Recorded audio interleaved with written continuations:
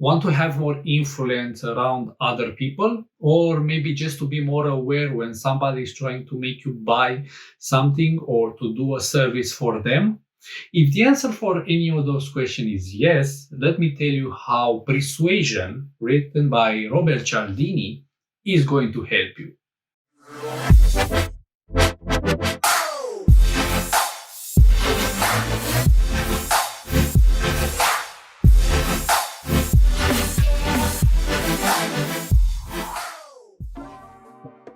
First of all, let me give you a little bit of a backstory for Robert Cialdini. Robert Cialdini is a very well-known psychologist, and he wrote this book, The Psychology of Influence, almost 35 years ago. And even today, this is one of the most best bought books in her domain, because here you're going to find principles that are going to help you to make somebody want to say yes to your request.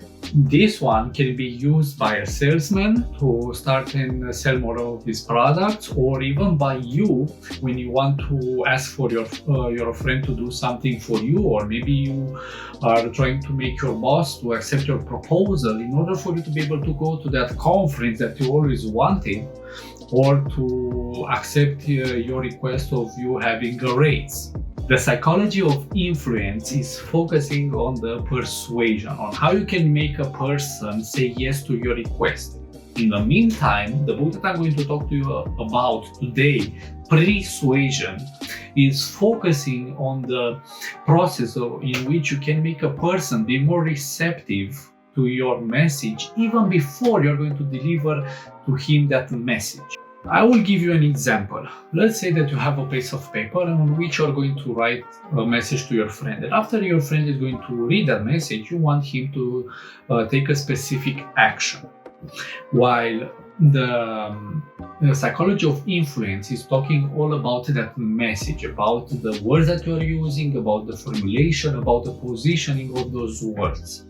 In the meantime, Persuasion, it's all about the environment, about the paper that you are using, about the envelope that you're using to deliver your message in, about the environment that you're delivering that message to your friend, about if you are going to put a scent on that piece of paper.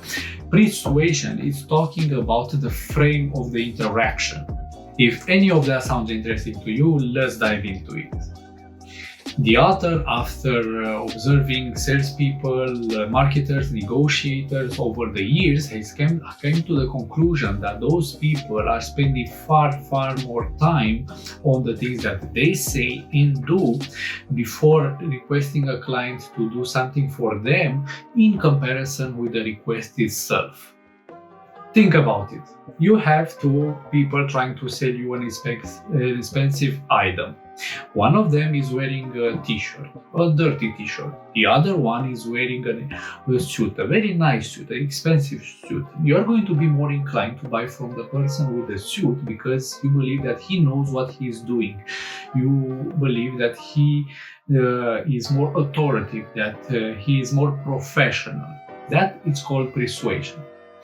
Also, let's say that those two guys are wearing a t-shirt, but one of them is wearing a t-shirt with a logo of your favorite football team.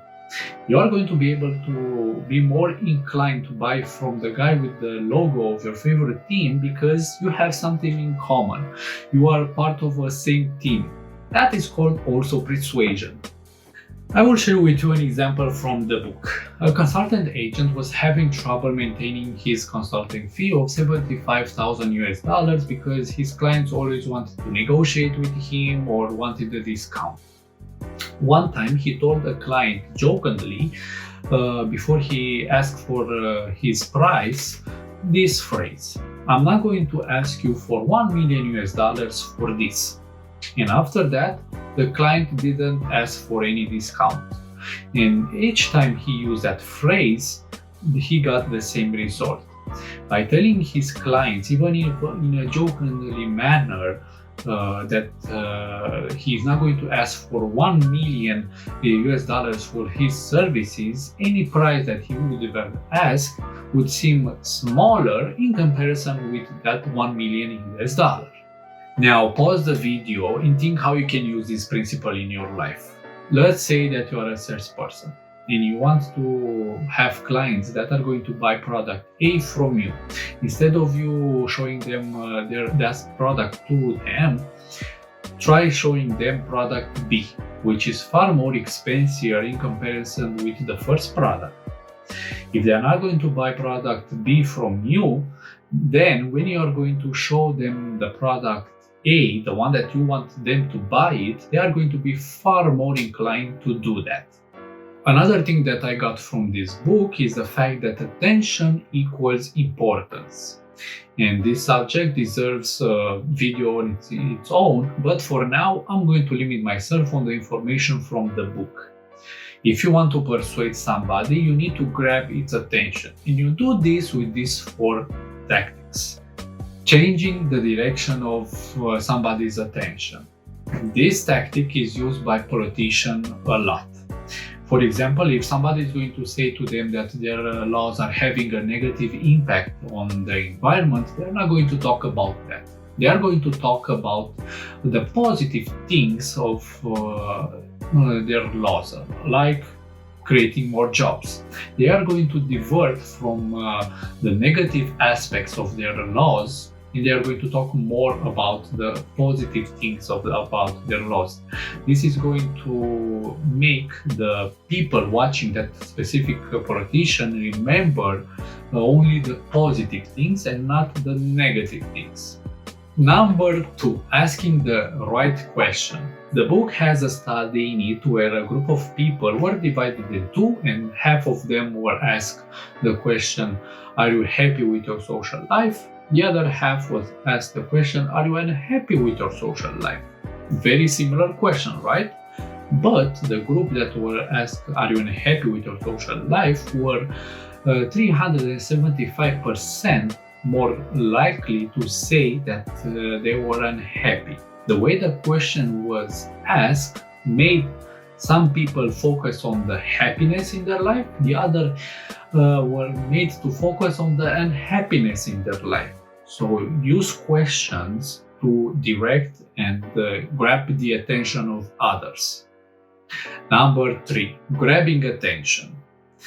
You grab people's attention with sex, and magazines are using it the most. They are grabbing your attention with sexy models, attractive models, in order for you to pay more attention to the things that they advertise. The second attention grabber is danger, and the health industry is using it very often.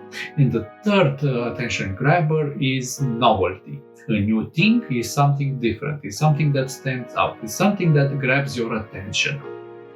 Number 4, holding the attention. You do this by talking about your client, about their needs, about their lack, not about the lack of majority. You talk about them. You make the conversation and the offer about them. You make it personal.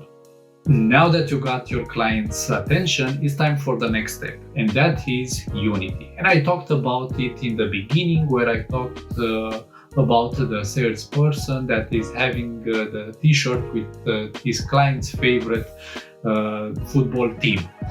Why do you think that the fans of a football team, when that team is losing a game, they are saying we lost the game, and they are not saying they lost the game or the team lost the game, because the fans, even if they are not playing, they are part of the team.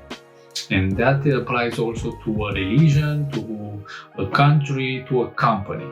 It's our company, it's our country.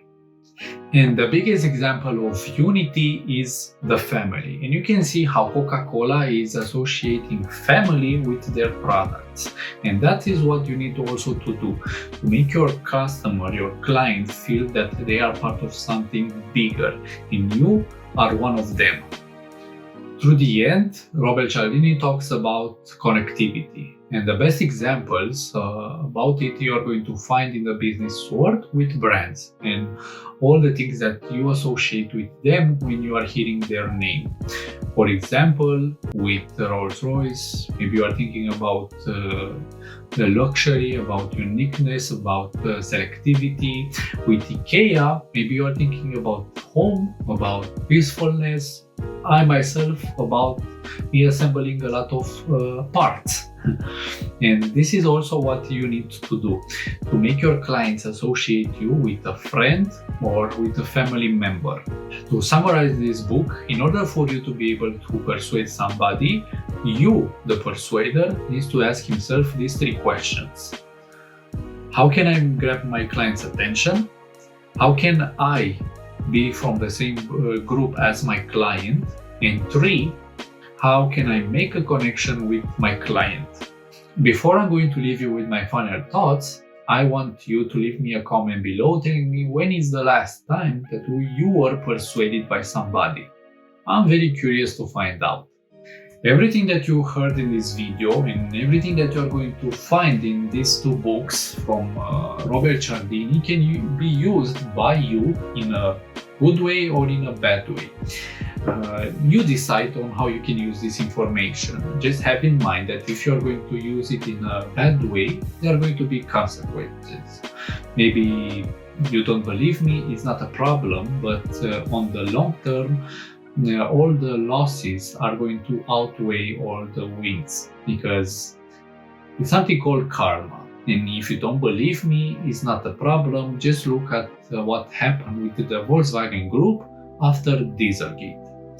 And even Robert Cialdini talked in one of his interviews about him thinking about making these books, and he wanted to be able to give the readers a way for them to know when they are manipulated by ill-intended people, so that they can resist those manipulations.